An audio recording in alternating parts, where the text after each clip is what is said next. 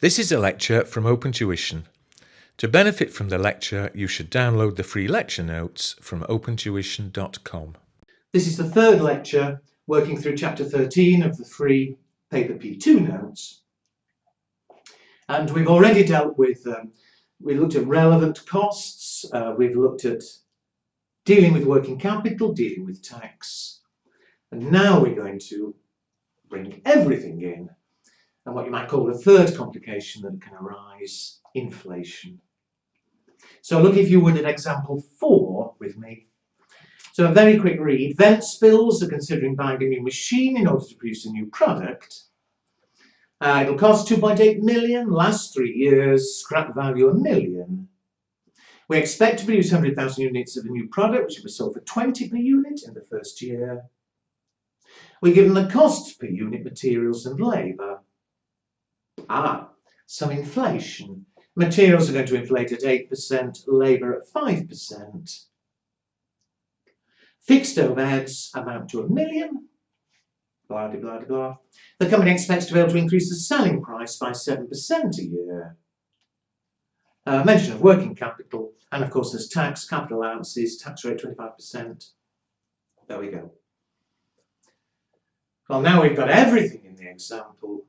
So let's work through it slowly, and as I go through, although we know how to deal with tax and working capital, let me explain the relevance and how we deal with those mentions of inflation.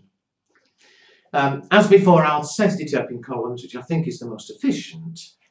It says it lasts for 3 years in the second line. So 0, 1, 2, 3.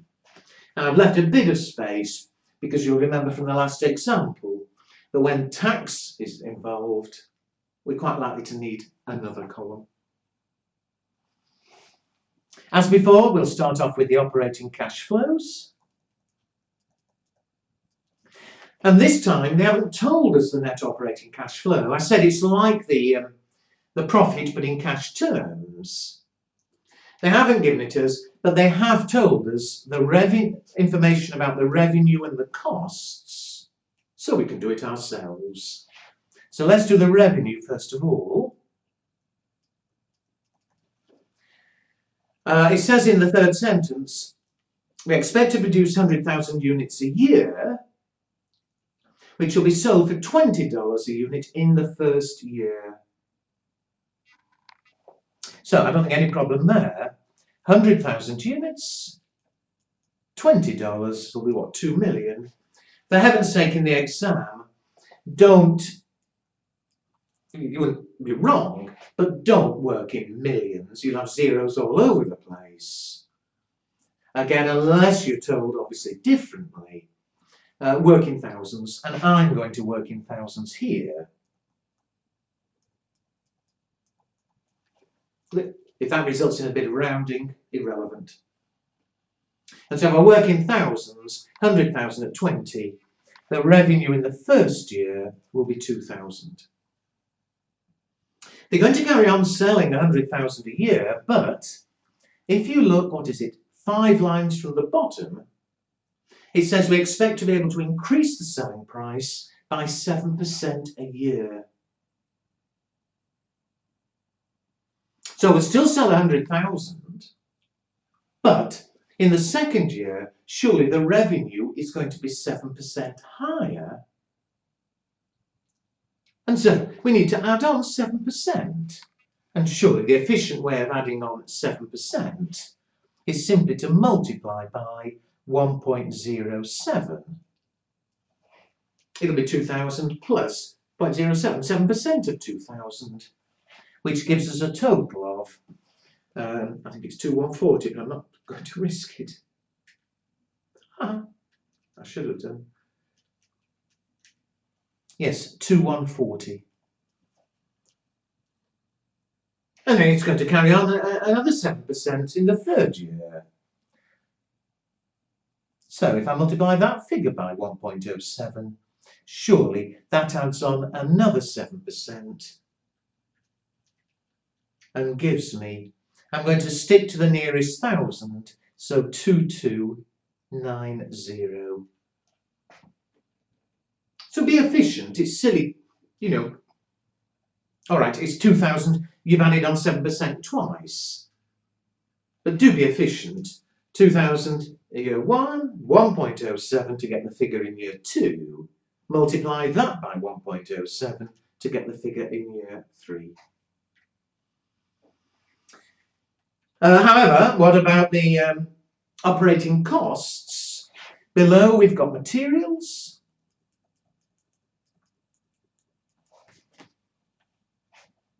We know we're producing 100,000 units a year, and he says materials $8.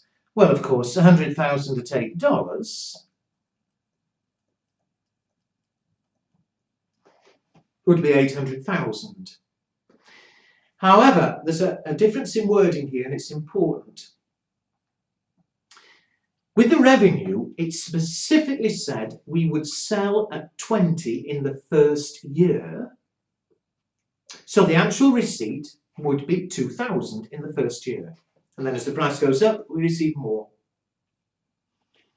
With materials, it says there's the cost at current prices.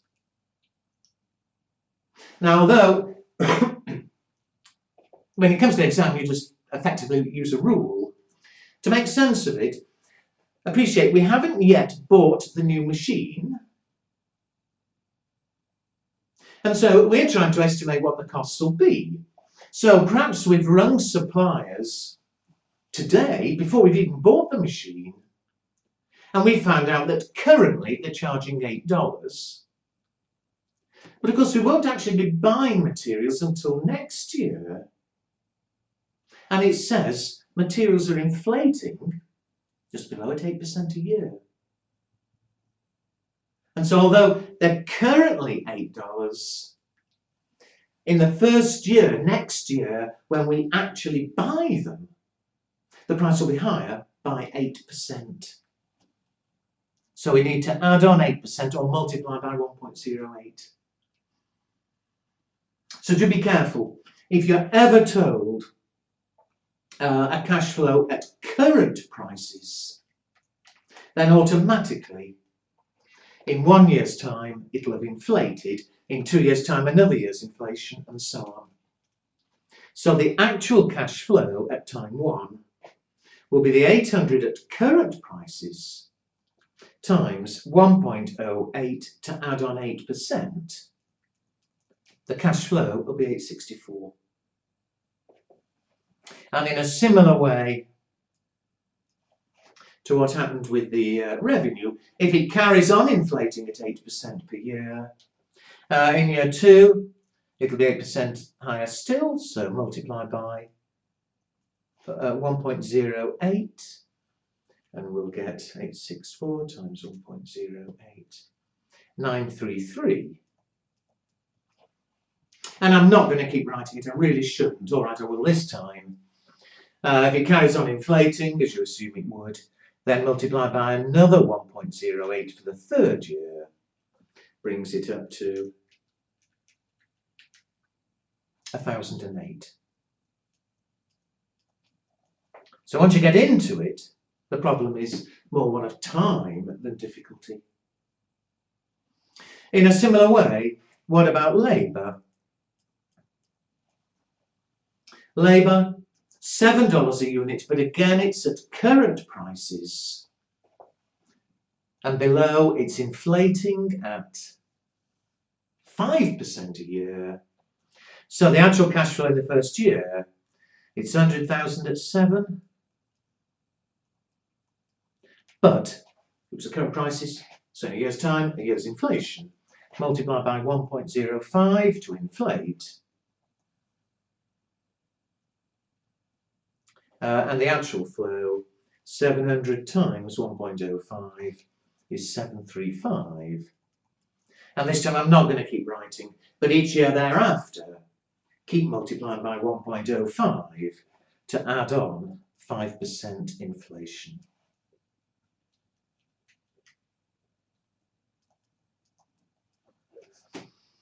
Any other operating flows? It does say below, fixed overheads currently amount to $1 million, It's the accountants decided 20% of these should be absorbed into the new product. Well, I hope I've dealt with this enough times. Absorbing simply means charging for profit purposes. We're only interested if fixed overheads were actually going to increase by doing the project. And there's no mention of the total increasing. Charge it any way we like, the total presumably stays the same. So fixed overheads are not relevant. And so the net operating flow each year, 2000 minus 864 minus 735. At time 1 it's 401. At time 2, 435. At time 3, 472.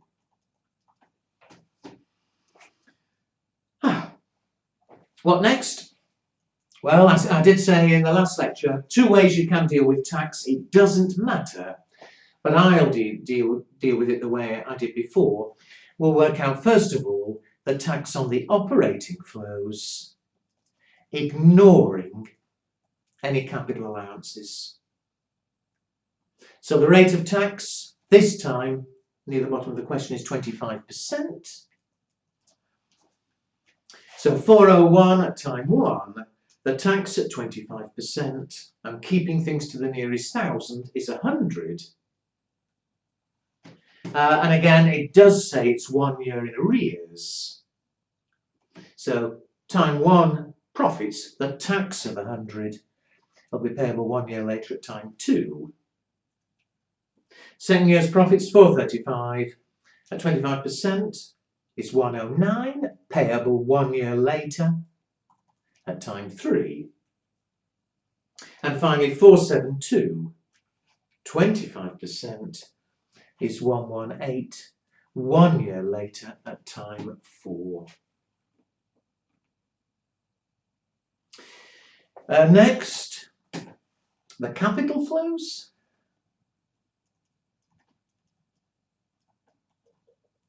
There's the original cost. Now remember, I'm working again in thousands, so it was 2.8 million, effectively an outflow of 2,800 at time 0. And is there any scrap? Yes, there is. Third line of the question. It'll last 3 years and then have a scrap value of 1 million. So at time 3, an inflow of 1,000. So far we've ignored capital allowances. So like before, we're going to have to calculate the tax saving on capital allowances. And for this, we are going to need workings. I'll leave plenty of space. I can go back and finish after. I explained the rules before, but gives us a chance to have another check on them. The original cost was 2,800. The first capital allowance, you're always given the rules, and it says here 25% reducing balance. So 25% of 2,800 is 700, bringing the tax written down value to 2,100. I did say watch for 3 things. Firstly, remember it's the tax saving we're after. So allowances of 700 will save us tax at the tax rate of 25%. So the actual saving will be 175. When will we make that saving?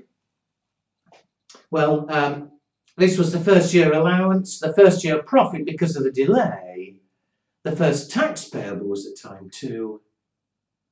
The saving on allowances will occur at time 2 as well. So saving of 175.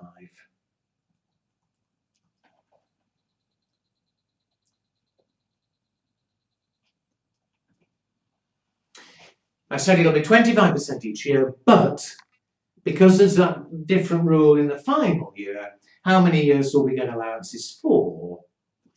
or he got the machine for 3 years, we'll have 3 computations. That was the first. The second, carry on at 25% reducing balance. So 25% of 2,100 is 525, bringing the written down value down to 1575. But the tax saving, the tax rate here is 25, not 30, 25%. So the tax saving will be 131. 1 year later at time 3. Carry on like that every year until the last. Well, the 3rd year is the last year. And in the last year, remember, we simply subtract any scrap proceeds. And are there any sale proceeds? Yes, there are. The 3rd line, there were 1 million. And so there's 575 remaining. We get this balancing allowance of 575. The saving will make as a result at the tax rate of 25% is 144, 1 year later at time 4. So there we are, 175, 131, 144, 175, 131, 144. Tax saving and allowances. Now, I better mention, it may occur to some of you, but don't worry about it. So, if what I'm about to say muddles you, then ignore me. But, in fact, in the first year we made a profit of 401. The allowances are 700. And so, in fact, for tax purposes, they're making a loss in the first year. And you may be aware, if we make losses, then there are tax rules how to deal with losses. Well, we always ignore that problem. We assume, in fact, that the company's already making lots and lots of profit and paying lots and lots of tax.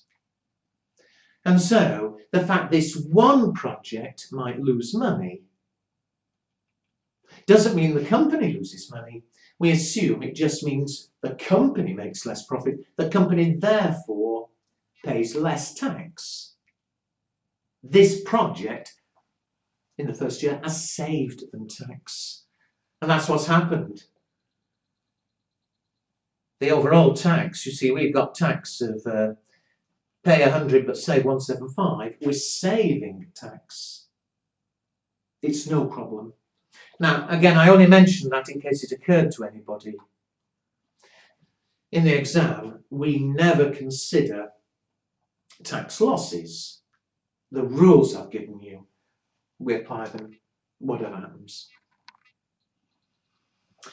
All right, the only thing left is there any working capital? Oh, have I missed? Oh, yes, there is. I said before, always leave working capital to the very end because it's not no tax effect. And 4 lines from the bottom, an additional 200 of working capital will be required at the start of the project. So at time 0, an outflow of 200. The project lasted 3 years, so at the end of 3 years at time 3, an inflow of 200. And now we've got it, I can add up and get the net cash flow each year, and then discount in the normal way at 10%. And in fact, if you've been taking this down, it might be an idea if you just had a race with me, because I shouldn't really need to be talking through this bit. But the net cash flow at time 0 is 3,000. Outflow. At time 1, an inflow of 401. At time 2, 435 minus 100 plus 175 is 510. At time 3, 472 minus 109 plus 1000, 131 and 200. I think 1694. I hope I'm right. If I'm wrong, sorry, there's an answer at the back, but I'm not going to waste time here. And finally at time 4, 144 inflow, 118 outflow, a net inflow of 26. Now we can discount. Cost of capital is 10%. Where's my tables?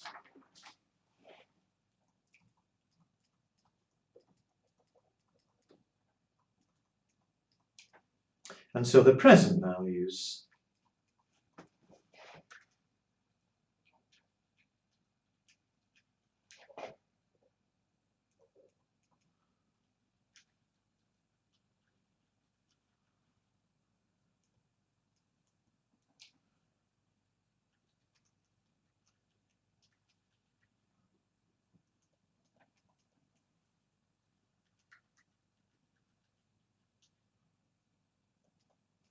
and therefore finally the net present value.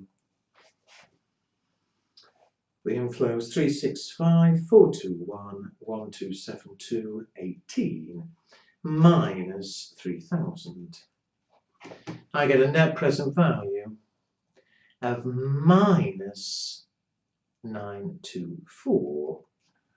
And so after all that work, the fact that it's negative means that we would reject the project. And there we are. All right, well, we are virtually there. And that's most of the work you'll ever have to do on a straight discounted cash flow problem. I do need to speak just a little bit more about inflation. Not so much affecting what we've done. What we've done there is perfect. Something that's perhaps a bit more theoretical, but I think it's very straightforward. But I'll save that till the final lecture on this chapter. I hope that's clear how we deal with tax working capital inflation.